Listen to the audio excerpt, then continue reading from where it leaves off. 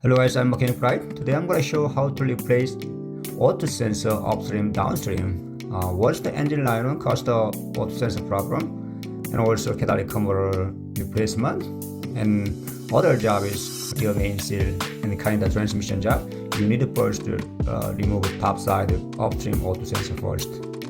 This video shows the upstream first, and then I'll show the downstream is later.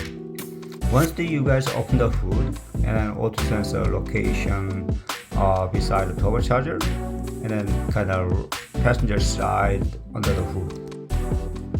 First remove wiper arm first, and then remove cap, and then remove wiper arm nut 15mm. And then there are special tool, wiper arm remover tool from the Amazon, but you don't have. But don't worry about it. Just push down and lift up repeatedly, and then it should come out. If the arm sticking to the wiper leakage, spread lubricate and waiting a few minutes, and you try that. And disconnect battery. There's a prevent spark to the chassis, and then remove cowl cover or retainer. There are bottom, front side, and then side fender side also. And then remove retainer and then take that out passenger upper cowl cover first, and then driver side cowl cover as well. There are a couple of retainer clip and also fender side. Now it's clearly you guys see that, and then more remove part, and then engine room crossbar frame. Then now wiper ring gauge or wiper motor assembly. There are 3 mount bolt 8mm. Once the 8mm 3 mount bolt, you guys can take that whole assembly out, wiper arm and wiper motor assembly. You should disconnect the wire connection as well. Now you guys see that V-shaped type bracket, enforcement bracket. There are brake reservoir mounted on the end and other side wire. So remove wire and brake reservoir bolt 3 10mm bolt away, and then take that enforcement bracket, and also downside barrier cowl cover all around the engine room. Then remove whole this barrier cover. There are a couple of 8mm bolt, and remove whole right and left side hole around cover. Now can access auto sensor. There are 22mm auto sensor socket. I strongly recommend a special auto sensor socket. Much further down the inside by the turbocharger, you couldn't see the top side. And this take pictures after my phone goes down and further down.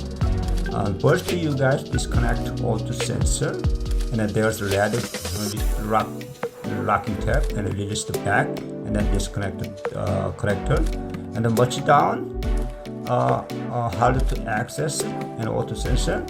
And I all the time using this special auto sensor socket as from the Amazon and other cheaper local tool shop.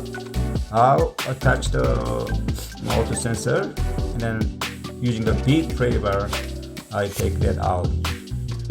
Thus the most received. So once you guys put it back, as supply the anti-seize on the thread lock.